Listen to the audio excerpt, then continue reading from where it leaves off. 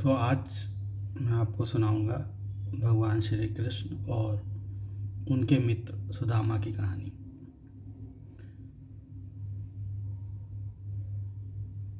जैसे कि हम लोग जब बचपन में होते हैं तो कई सारे दोस्त बना लेते हैं स्कूल में।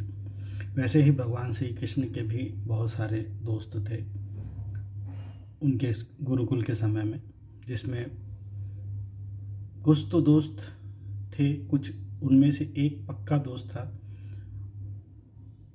उसका नाम सुदामा था। सभी जानते थे कि भगवान श्री कृष्ण के खास दोस्तों में से सुदामा जी जो हैं वो खास दोस्तों में से थे। बट गुरुकुल के से निकलने के बाद भगवान श्री कृष्ण राजा हो गए, उनके पास बड़े बड़े महल हो गए, सारी शक्तियाँ हो गई, वैभव हो गया, लक्ष्मी हो गई, वो भगवान ही थे। वहीं पर सुदामा ब्राह्मण थे, मगर उनका ये कहें कि उनकी जो परिस्थितियाँ थी वो अच्छी नहीं रही और धीमे धीमे उनके यहाँ गरीबी का वास होने लगा और इतनी गरीबी हो गई कि उनको खाने के लिए भी कुछ नहीं था।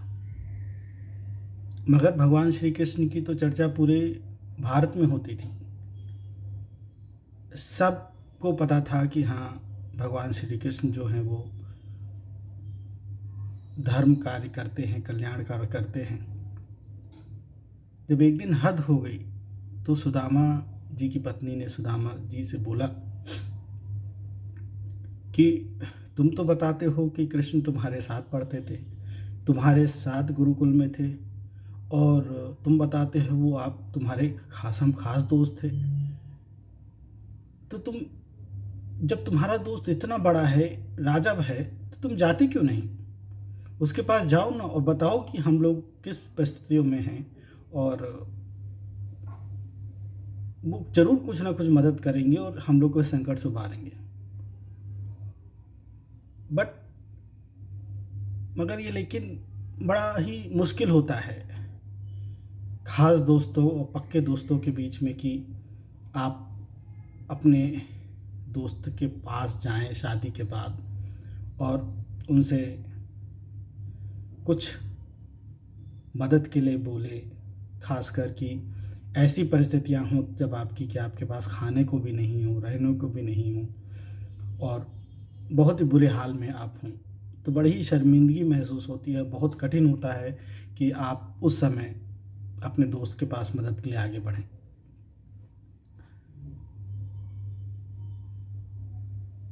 सुदामा जी ब्राह्मण थे और उनको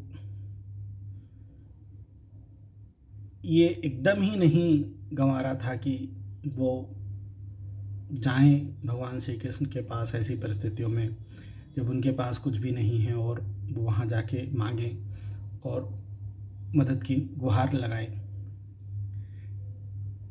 क्योंकि गरीबी में तो आदमी कुछ ना कुछ करके अपनी मेहनत से उसे निकलना चाहिए, ताकि ना कि किसी से मांग के करने के लिए। बट सुदामा जी की जो पत्नी थी वो भी सही कह रही थी कि कहीं ना कहीं से कुछ रास्ता ज़रूर निकलेगा जिससे कि फिर आगे के रास्ते बनेंगे। बहुत दिन तक ये दोनों के बीच में, सुदामा जी और सुदामा जी की पत्नी के बीच में नोक-झोंक चलती रही। सुदामा जी मना करते रहे, उनकी पत्नी उनको मजबूर करती रही कि जाओ, जोर देती रहीं कि नहीं जाओ, ऐसा नहीं, कोई ना कोई हल ज़रूर मिलेगा। तुम गलत सोच रही थी, तुम भगवान के पास जाओगे तो उसमें कोई बुराई नहीं है, वो धर्मप्रिय हैं, कल्याणकारी हैं, तो कुछ ना कुछ रास्ता ज़रूर मिलेगा हमको।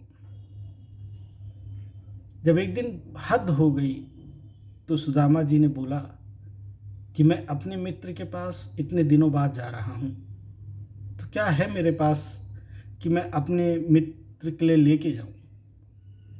क्योंकि कहीं भी जाते हैं तो खाली हाथ नहीं जाते। जब आप अपने घर परिवार में जाते हैं, वापसी करते हैं, या अपने मित्रों के यहाँ जाते हैं, या फिर अपने संबंधियों के यहाँ जाते हैं, तो खाली हाथ नहीं जाते, कुछ ना कुछ आदमी ज़रूर ले जाता है। ऐसी परंपरा रही है अपने यहाँ की। तो कहे मेरे पास तो कुछ भी नहीं है, मेरे पास तुमको खिलाने का नहीं है, मेरे पास मुझे खुद खाने का नहीं है, मेरे पास मेरे बच्चों को खिलाने का नहीं है, मैं उनके पास क्या ले जाऊंगा? मेरे पास फटे कपड़े हैं, कुछ भी नहीं मेरे पास, और ना मैं कुछ खरीद सकता हूँ। मैं किन परिस्थितियों में भगवान के पास जाऊंगा और अपनी शक्ल दिखाऊंगा, और इतने दिन बाद जाऊंगा और उनके लिए कुछ ले भी नहीं जाऊंगा? इतने में सुदामा जी की पत्नी भी विचार करने लगी कि बात तो सही कह रहे हैं, उनके जिगरी दोस्त हैं, और इतने दिनों बाद जाएंगे और कुछ बिना खाली हाथ जाएंगे तो बहुत बड़ा सवाल है। जैसे कि हमको आज लग रहा है कि अरे नहीं कोई बात नहीं, अब नहीं है तो क्या हुआ, चले जाते हैं, मगर उस समय ये चीज़ बहुत ही ज़्यादा कठिन होती थी, क्योंकि लोग धर्म का पालन बहुत करते थे, इसलिए लोग इन मान्यताओं को बहुत मानते थे और इनका कभी भी इनको काटते नहीं थे। सुदामा जी की पत्नी सोच में पड़ गई, और फिर उनको एक ख्याल आया। वो अपने घर से खाली कटोरा उठा के अपने पड़ोसी के यहाँ गई और वहाँ से थोड़ा सा चावल बांध लाई। पड़ोसी ने उनको 5 मुट्ठी चावल दिया, जिसमें से उन्होंने 3 मुट्ठी चावल भगवान के लिए बांध दिए और 2 मुट्ठी अपने लिए रोक दिया, क्योंकि उनके पास भी खाने का कुछ नहीं था।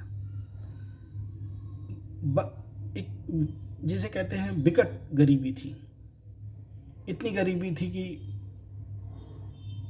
कुछ भी नहीं सोचता है उस समय, आदमी को परेशान रहता है, बस यही लगता है कि किसी तरह भगवान उसको वहाँ से उबार दे।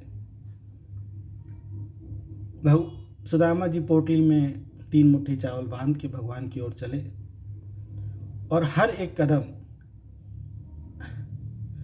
उनके मन में एक लज्जा थी, एक शर्म थी, और उनको ये लग रहा था कि वो आज राजा हो गया है, क्योंकि वो ब्राह्मण थे, ज्ञानी बहुत थे, तो उनको लग रहा था कि जब आपस की बात दूसरी होती है, जब हम स्कूल में रहते हैं, कॉलेज में रहते हैं, गुरुकुल में रहते हैं, तब की बात कुछ और होती है, आदमी इतना ध्यान नहीं देता, मगर जब आदमी कुछ मुकाम हासिल कर लेता है या फिर उसका कुछ एज हो जाता है, तो उसके बाद चीज़ें बदल जाती हैं, आदमी दूसरा हो जाता है, वो नहीं होता जो जिसके साथ हम खेले होते हैं, बहुत परिवर्तन आ जाते हैं उसके सोच में, उसके विचार में।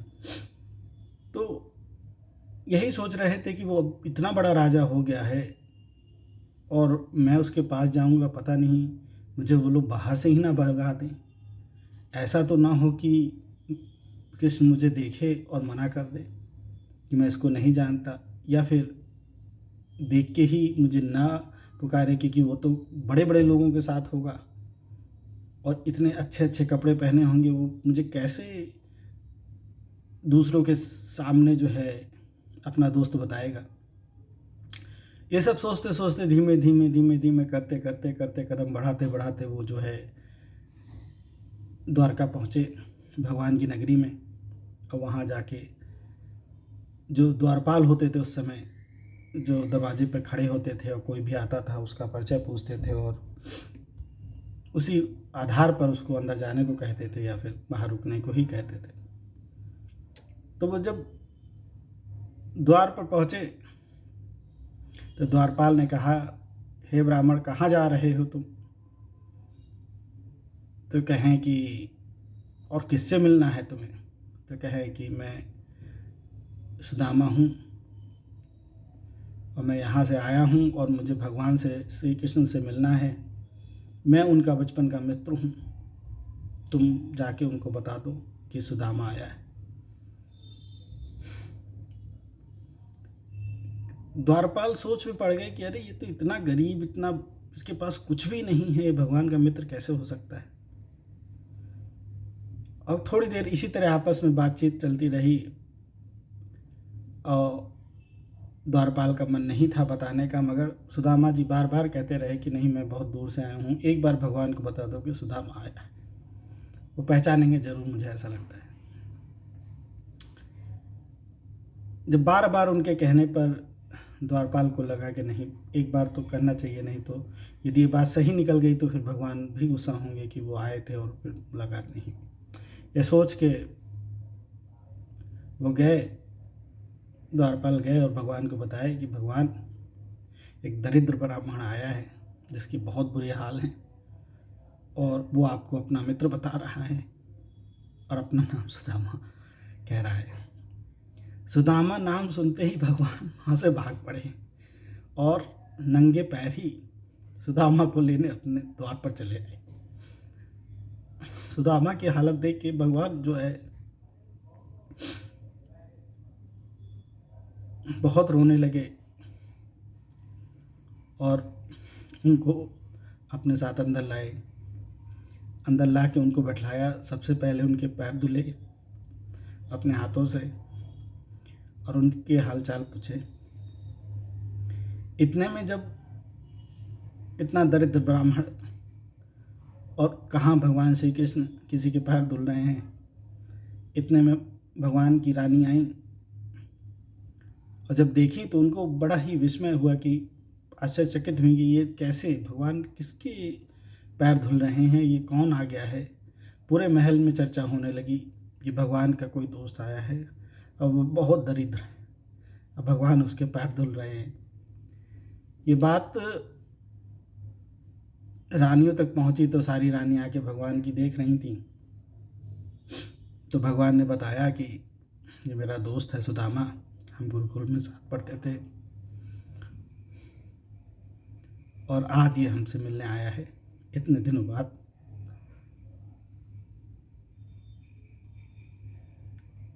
देवियों ने भी बहुत ही सत्कार करा सुदामा जी का और सुदामा जी अंदर ही अंदर पिघले जा रहे थे कि कहाँ इतना आलीशान महल, मैं दरिद्र ब्राह्मण यहाँ बैठा हूँ और एक राजा उनके पैर धुल रहा है।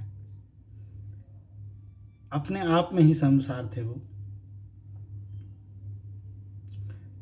फिर बताते हैं कि इतना बड़ा महल, इतने अच्छे कपड़े, इतना सब कुछ अच्छा अच्छा देख के सुदामा की हिम्मत नहीं पड़ी कि वो जो भागे हुए चावल थे 3 मुट्ठी के, वो देवी को दे सके कि मैं आपके लिए भेंट लाया हूँ। मगर भगवान की लीला तो सब जानते हैं। भगवान जानते थे कि सुदामा को छिपा रहे हैं और वो उनसे कहने लगे कि हे सुदामा, बताओ कि भाभी ने क्या दिया है। सुदामा भगवान से कहने लगे, हे कृष्ण, तुम्हें मेरी परिस्थितियां देख के समझ में नहीं आता कि मेरे पास कुछ नहीं है। क्या ही दिया होगा तुम्हें भाभी ने, कुछ था ही नहीं कि जो मैं ले आता। और ये कहते कहते वो जो पोटली थी वो छिपाने की पूरे प्रयास कर रहे थे। भगवान मुस्कुराए और कहे कि सुदामा, झूठ मत बोलो, ऐसा नहीं हो सकता कि तुम इतने दिनों बाद आए हो मुझसे मिलने और मेरी भाभी ने कुछ दिया ना हो। इतने में भगवान छेड़खानी कर ही रहे थे सुदामा जी से कि वो पोटली नीचे गिर गई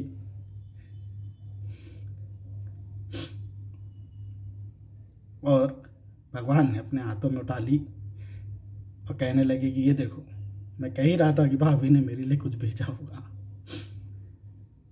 और भगवान उस पोटली को खोलते हैं, चावल देखते हैं और खुश हो जाते हैं कि सुदामा मेरे लिए भेंट लाया है। और वो देवी को दिखाते हैं, कहते नहीं, इसे तो मैं तुरंत ही खाऊंगा, इसको पकाने की ज़रूरत नहीं, मैं इसे कच्चा ही खा जाऊंगा। तो कहते हैं कि भगवान जो है 3 लोक के नाथ हैं, उनके पास 3 लोक हैं। और जैसे ही उन्होंने एक मुट्ठी चावल खाया सुदामा की पोटली से, वैसे ही भगवान ने 1 लोक का धन वैभव सुदामा को दे दिया। और जैसे ही दूसरी मुट्ठी खाई, वैसे ही सुदामा को दूसरा लोक भी भगवान ने वैभव वैभव और जो भी कुछ था, धन धान जो भी होता था, सब सुदामा को दे दिया। अब जब तीसरी मुट्ठी खाने लगे तो देवी ने उनका हाथ रोक लिया कि प्रभु महाराज आप क्या कर रहे हैं, आप ये कैसे कर सकते हैं, आपका सब कुछ अपना सुदामा को दे देंगे। और इस तरह देवी ने भगवान का हाथ रोक लिया।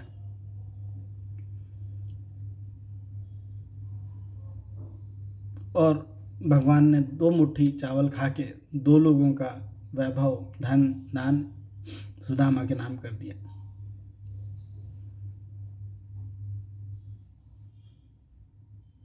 कहते हैं कि भगवान की मित्रता इतनी अटूट थी कि वो अपने मित्र के लिए कुछ भी कर सकते थे। इतनी जो विकट परिस्थितियां देखी उन्होंने, तो वो अपना सब कुछ दे सकते थे अपने मित्र को।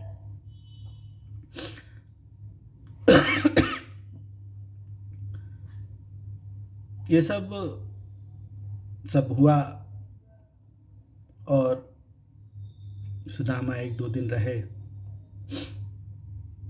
मगर भगवान से कुछ कह ना पाए, जिसलिए आए थे कि मैं उनसे अपनी कोई बात कहूँगा, अपनी बात कुछ रखूँगा। वो भगवान के सामने रख नहीं पाए, इतने शर्मसार थे वो अपनी परिस्थितियों को लेके। कहने लगे, नहीं कृष्ण, मैं तुमसे मिलने ही आया था और कोई बात नहीं थी। भगवान पूछते रह गए, सुदामा बताओ कोई बात तो नहीं है जो तुम्हें मुझसे कहनी है। तो सुदामा कहते, नहीं प्रभु महाराज, मैं मिलने ही आया था सिर्फ आपसे, और कोई बात नहीं। इस तरह भगवान ने 2-3 दिन बाद सुदामा को विदा करा।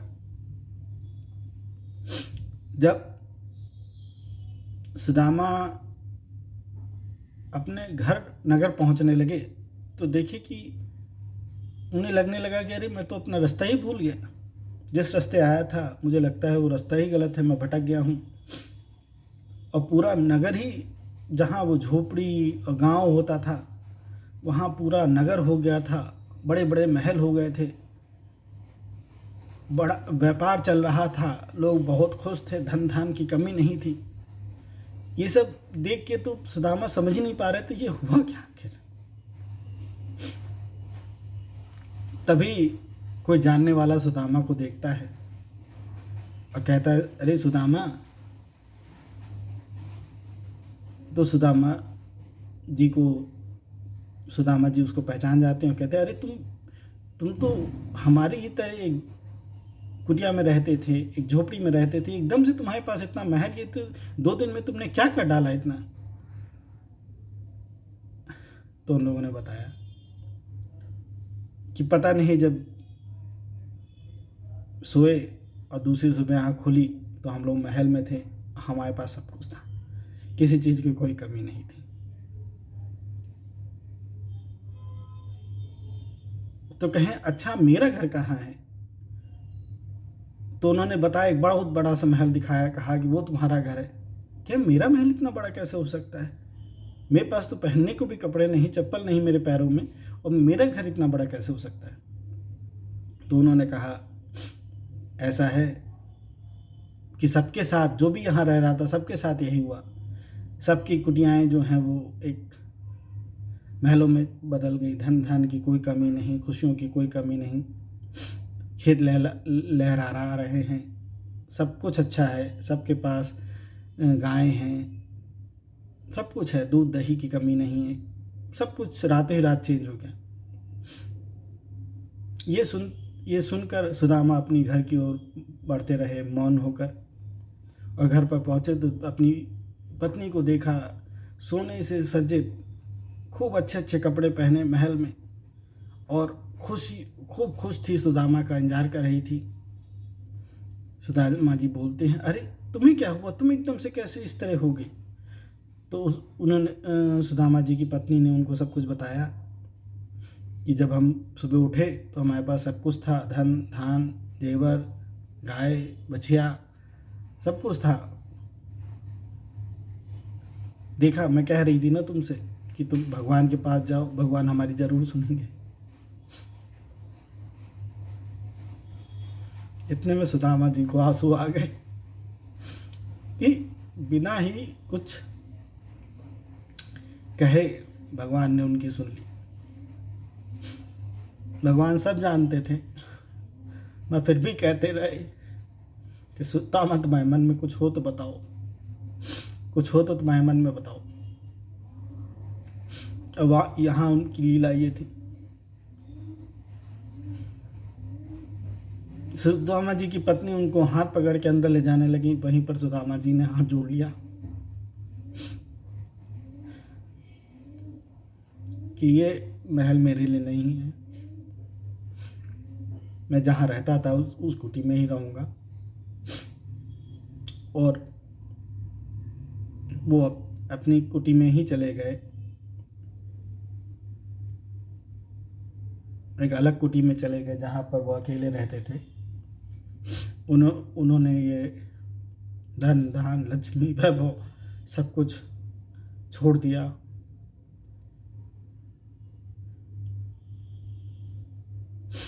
कहते हैं कि गुरुकुल में जब भगवान श्री कृष्ण और सुदामा जी पढ़ रहे थे तो एक बार गुरु जी ने दोनों को लकड़ी काटने भेजा था।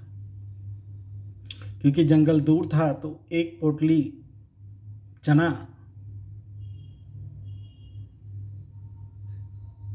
उन दोनों के लिए बांध दिया था कि भूख लगेगी तो खा लेना।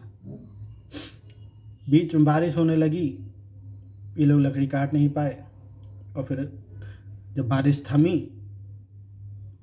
तो सुदामा जी को भूख लगी, तो उन्होंने कहा कृष्ण तुम लकड़ी काटो, मैं थोड़ी देर विश्राम करता हूँ। क्योंकि उनके मन में चल रहा था कि यदि मैं इससे कहूँगा लकड़ी काटने के लिए तो भगवान जो गुरु जी ने मुझे चने की पोटली दी है तो उसमें से मैं कुछ अपना हिस्सा खा लूँगा, थोड़ा सा कृष्ण का हिस्सा भी खा लूँगा, क्योंकि मुझे भूख बहुत तेज़ लग रही है। और फिर जो बाकी बचेगा वो कृष्ण खाएगा। ये सोच के उन्होंने अपना हिस्सा खा लिया, फिर उसके बाद थोड़ा सा कृष्ण का निकाल के भी 2 मुट्ठी खा लिया। और बताते हैं कि यही कारण है कि सुदामा जी को इतनी दरिद्रता का सामना करना पड़ा। और ये दिखाता है कि कैसे मित्रता में पवित्रता होनी बहुत ज़रूरी है।